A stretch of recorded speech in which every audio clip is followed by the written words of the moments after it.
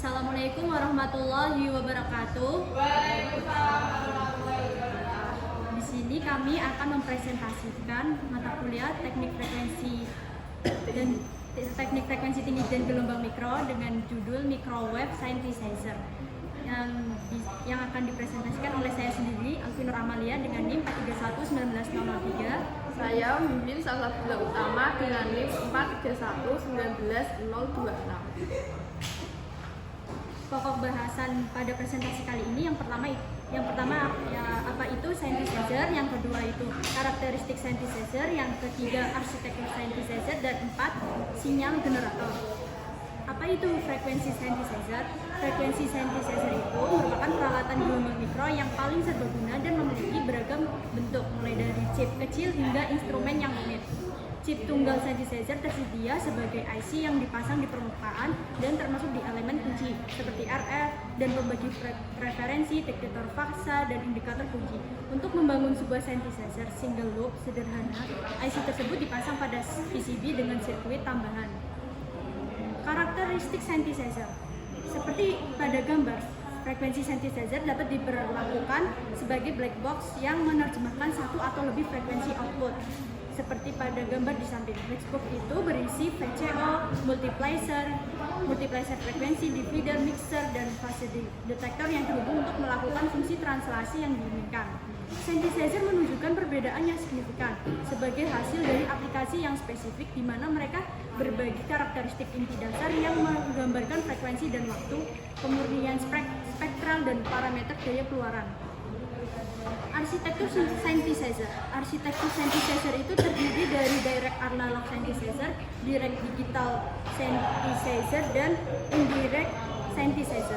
Pada direct analog synthesizer merupakan teknik tercanggih yang ada saat ini dengan kelebihan pada kecepatan tuning dan karakteristik phase noise. Sinyal output diperoleh dengan pencampuran frekuensi input diikuti oleh filter yang diaktifkan seperti gambar di bawah. Kemudian pada direct analog synthesizer, input frekuensi dapat dibuat dengan mencampur, membagi, dan mengalihkan output dari osilator frekuensi tetap low noise. Lalu kekurangan dari skema sederhana tersebut adalah cakupan frekuensi dan ukuran langkah yang terbatas. Kekurangan dari direct analog synthesizer adalah banyaknya pencampuran produk yang harus difilter, termasuk sideband mixer yang tidak diinginkan, kebocoran LO, dan produk intermodulasi, serta ditemui masalah cross coupling antara saluran filter individual dan seluruh tahapan. Berdasarkan kekurangan tersebut, direct analog synthesizer menawarkan kelebihan pada timing, speed, dan karakteristik phase noise. Penggunaannya terbatas pada aplikasi dengan biaya yang cukup tinggi tapi mampu ditoleransi. Kemudian, direct digital synthesizer. Arsitektur ini merupakan pemrosesan sinyal digital untuk membangun bentuk gelombang sinyal output dalam bagian demi bagian domain waktu dari sinyal input atau clock. Bagian-bagian dari digital synthesizer ditunjukkan pada gambar di bawah. Fase akumulator memungkinkan masuknya dan menyimpan kata digital W, disebut peningkatan phase. Pada setiap clock pulse, fase akumulator mengakumulasi peningkatan fase ke digital yang disimpan sebelumnya, di mana mewakili fase digital sesaat dari sinyal yang dihasilkan. Fase akan terus diperbarui hingga mencapai kapasitas akumulator. Berikut rumusnya. Pada akumulator n bit, kenaikan terkecil dari 1 bit yang paling signifikan akan mengambil 2 pangkat n siklus clock untuk mengisi akumulator. Kemudian akumulator akan mereset dan proses dimulai lagi. Pada rumus, frekuensi terendah yang dihasilkan sebagai berikut rumusnya, sehingga didapat hasil yang sama dengan frekuensi step terkecil. Kemudian dengan kenaikan fase W yang lebih besar, akumulator fase terisi lebih cepat dan frekuensi output DDS meningkat menjadi rumus tersebut. Kemudian ada indirect synthesizer. Arsitektur ini menggunakan teknik phase loop yang menawarkan step-step yang lebih kecil dan kompleksitas yang lebih rendah dibandingkan direct analog. Untuk gambar tersebut menunjukkan single loop DLL synthesizer yang mencakup pengatur voltase yang dapat disetel osilator dan menghasilkan sinyal dalam rentang frekuensi yang diinginkan. Sinyal diumpankan kembali ke detektor fase melalui pembagi frekuensi dengan rasio pembagian frekuensi variabel n. Kemudian ada hybrid synthesizer. Arsitektur hybrid ini menggabungkan berbagai teknik untuk mencapai tujuan desain tertentu.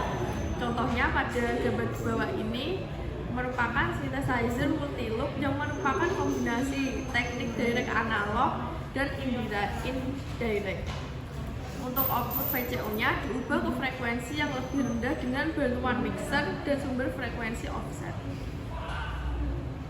Kemudian untuk desain yang di atas digunakan rangkaian mixer yang untuk mengubah sinyal VCO menjadi frekuensi yang lebih rendah. Skema tersebut memungkinkan untuk meminimalkan atau penghapusan total pembagi frekuensi dari jalur umpan balik PLL yang menghasilkan low pass noise yang sangat rendah dan spurious performance yang rendah. DSS pada arsitektur ini ditambahkan untuk menggabungkan 3 teknik sintesis frekuensi utama untuk mencapai kinerja tinggi dan memperluas fungsionalitas. Kemudian untuk bahasan pada sinyal generator terdapat 3 pokok bahasan. Yang pertama, kalibrasi dan kontrol daya, frekuensi and power sweep, kemudian modulasi.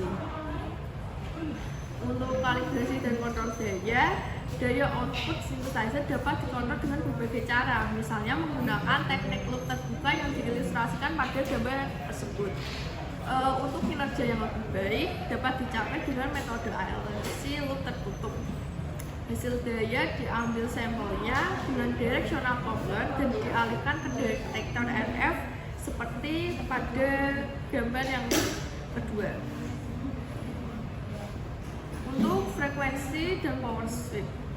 Frekuensi sweep digunakan untuk mengubah frekuensi keluaran secara linear dalam batas-batas tertentu yang digunakan secara luas dalam aplikasi pengujian dan pengukuran untuk mengkarakterisasi berbagai perangkat di seluruh rentang frekuensi operasinya.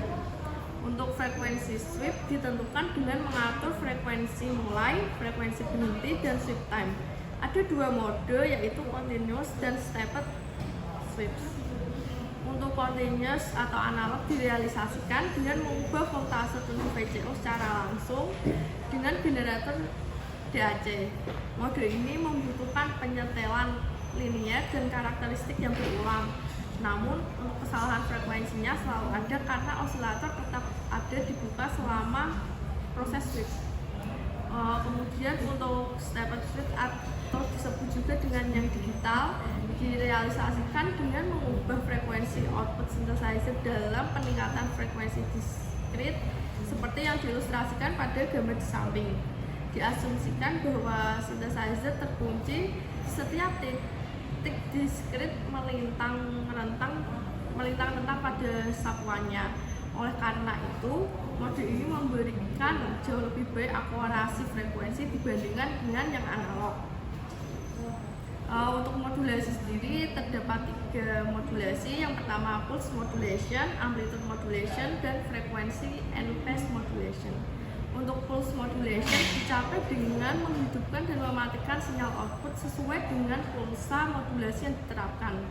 Hasilnya urutan pulsa RF yang